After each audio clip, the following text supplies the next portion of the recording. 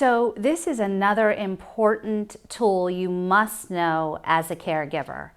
Whether you are a clinician or a personal caregiver, understanding the difference between Bell's palsy and stroke.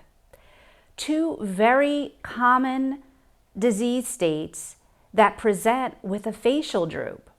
So how do I know if the facial droop is Bell palsy or if it's stroke?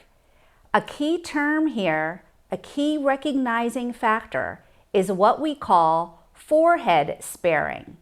Forehead sparing. In Bell's palsy, as in this gentleman, the palsy or the facial droop will affect the entire half of the face.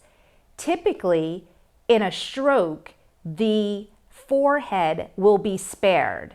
So this is when you're sitting with your loved one and the clinician says, "Hey, can you raise your eyebrows for me?" We are trying to appreciate if the forehead is spared. Typically in Bell's palsy, again, the entire half of the face is involved. So again, going through the anatomy of the facial muscle here, you see this gentleman, he has marked facial drooping. He still has forehead involvement. I would be less likely to say that this is Bell's palsy. You can still see some wrinkling of his forehead, albeit subtle, in this gentleman. So just some brief anatomy of the face. You have two facial nerves, the right and the left. The right controls the left side of the face. The left controls the right side. The facial nerves emerge from the middle of the brain stem, called the pons, and allow us to carry out motor function of expressions of the face. This is how we are able to discern if a stroke is involved or if it is Bell's palsy.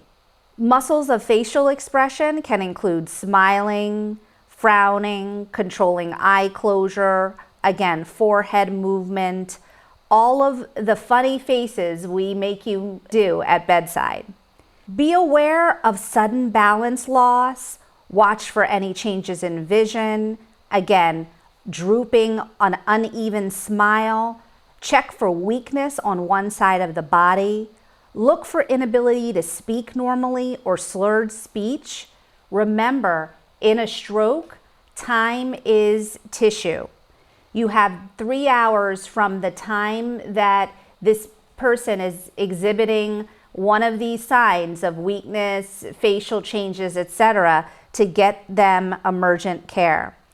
If you aren't sure whether a problem is stroke or another condition, facial weakness or drooping is serious, ruling out a stroke is the first step to ensure the person is treated correctly.